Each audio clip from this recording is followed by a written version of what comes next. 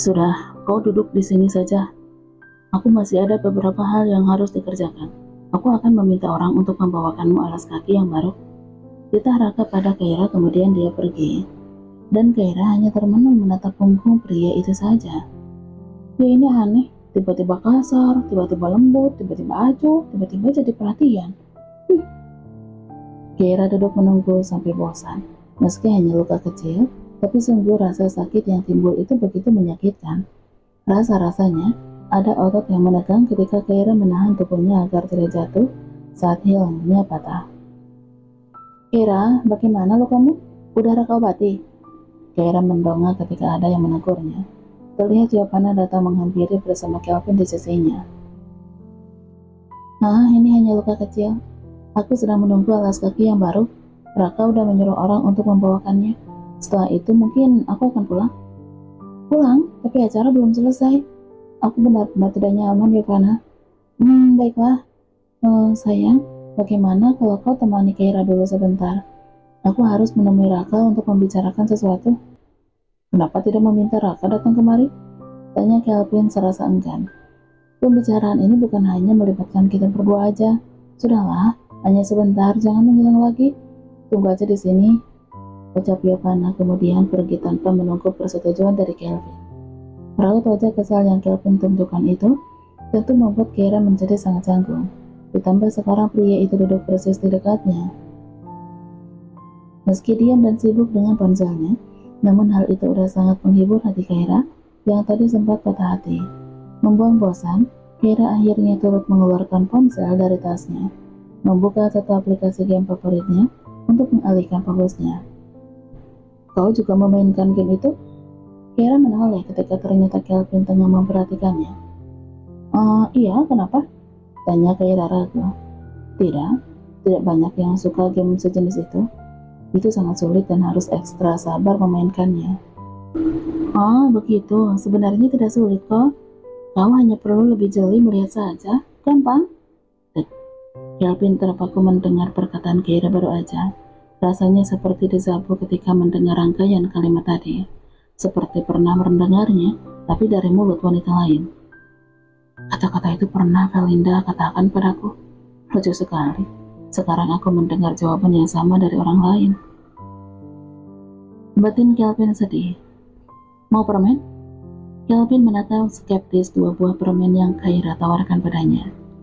Bahkan dari merek permen yang wanita itu tawarkan, itu sama persis dengan yang Felinda selalu tawarkan padanya. Tidak, terima kasih. Kaira mengangguk, menarik kembali lengannya, lalu memasukkan kembali permen yang dia keluarkan tadi dari tas.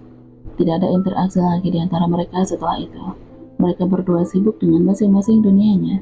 Meskipun sangat ingin bicara banyak, namun sepertinya Kaira masih sangat bingung mencari alasannya.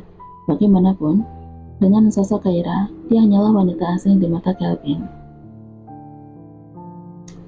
Sial, aku sama sekali tidak bisa tidur. Kaira yang memutuskan kembali saat acara masih berlangsung, terpantau tidak bisa memejamkan matanya meski dia bertekad. Sudah setengah malam, dan Kaira rasa orang-orang di rumah ini belum kembali dari acara penting itu. Nyonya Vena dan Raka sama sekali belum terdengar kabarnya. Dengan tertatih, Kaira yang hanya mengenakan pakaian tidur tipis itu beranjak dari kamarnya menuju dapur karena rasa haus yang menyiksa. Sebenarnya dia bisa memencet bel untuk memanggil pelayan, namun dia urung melakukannya karena rasa kemanusiaan. Bagaimanapun para pelayan di rumah itu sangat memanfaatkan waktu istirahat mereka dengan baik. Pekerjaan yang tidak ada habisnya di rumah itu, juga sikap Nyonya Vena yang tegas. Mereka hanya bisa menghela napas ketika para tuan di rumah itu tertidur. Di mana mereka menyimpan gelas-gelasnya? Apa tata letaknya pindah ketika aku sibuk dengan dunia aku? Menemukan gelas saja aku tidak bisa. Mau tidak mau akhirnya, Kaira mengambil sebotol air dari dalam kulkas, menenggak air dingin itu langsung dari botol selagi tidak ada orang yang melihat. Serang apa kau? Bior. Sungguh menjengkelkan, karena terkejut Kaira sampai tidak sengaja menumpahkan air ke tubuhnya. Dan ketika dia menoleh, terlihat sosok Raka yang tengah berdiri mematung menatapnya. Sejak kapan kau berada di sana? Tanya Kaira dengan begitu gugup. Untuk apa menanyakan hal itu? Aku bebas berada dimanapun. Sedangkan kau, apa tidak ada gelas sehingga kau minum air dari botolnya? Aku memang tidak menemukan gelas satupun di sini. Aku haus.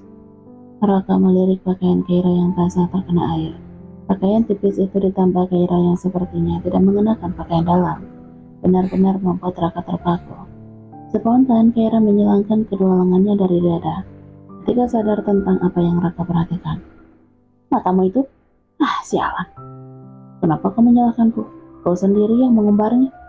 Ucap Raka dengan menyeringai. Kau? Kesal, malu dan canggung membuat Keira buru-buru lari meninggalkan Raka yang masih terpaku di tempatnya. Dengan cepat dia melangkahkan kakinya. Rasanya benar-benar memalukan baginya, meski Raka adalah suami Keira. Tetap saja, pada tubuh itu terdapat jiwa orang asing yang sama sekali tidak menginginkan pria itu. Dia ini kenapa? Padahal dulu dia selalu sengaja menggunakan pakaian itu untuk menggodaku. Tapi sekarang benar-benar menarik. Gumam Raka sembari menatap kepergian Keira. Pak, tolong turun di depan ya. Baiknya. Setelah hampir 2 jam perjalanan yang melelahkan, akhirnya Keira sampai di tempat tujuannya. Dia sengaja turun bukan sesuai titik tujuan. Demi keamanan ia terpaksa menghentikan taksi yang ia tumpangi itu 100 meter dari titik tujuannya. Usai membayar jasa taksi yang ia gunakan, Keira berjalan menyusuri trotoar dengan cukup gugup. Jarak yang semakin dekat nyatanya benar-benar membuatnya juga semakin khawatir. Dari berita benar dia berada di lapas ini. Gumam Keira dengan menatap ke seberang jalan. Tempat yang seharusnya adalah sebuah lapas di mana asisten Belinda mendekam. Menyeberang saat situasinya aman, Keira meskipun ragu namun ia juga bertekad. Asistennya juga merupakan sahabat baiknya itu, harus ia lihat keadaannya dengan mata kepala sendiri. Nyonya, permisi. Seorang anggota kepolisian yang kebetulan sedang berjaga di pos utama terlihat menegur Keira ketika mendekati gerbang utama.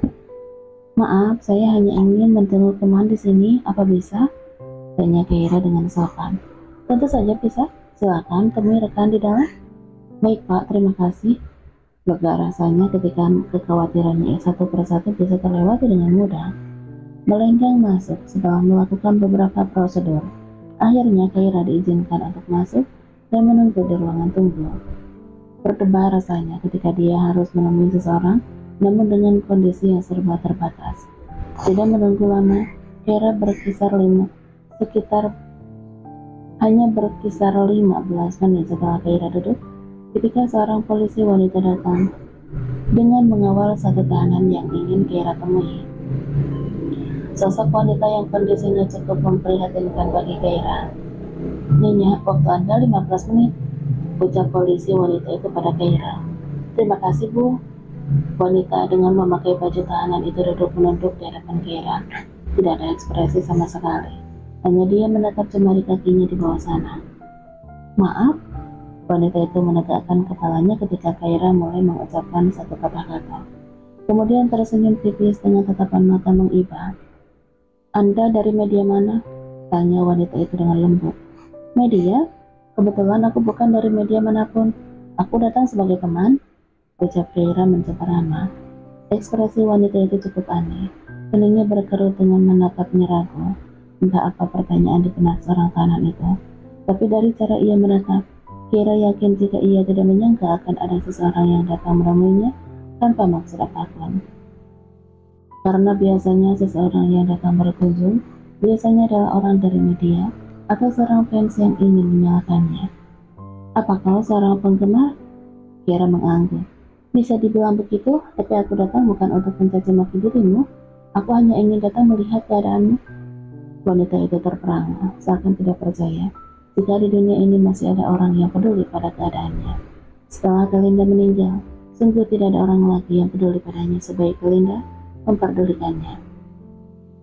Vera, tegur Keira ketika wanita itu termenung. Kau tahu nama asliku? Orang-orang tahunya aku bernama Veronica. Itu nama pengagummu kan? Namamu Vera. Apa kau tidak keberatan aku memanggilmu dengan nama itu? Terserah padamu, apa artinya sebuah nama. Apakah baik-baik aja selama ini? Aku sedih melihatmu seperti ini. Kau sedih? Kita bahkan tidak saling mengenal. Lantas mengapa kau memiliki ikatan emosi seperti itu? Sungguh aku sangat tidak sopan ya.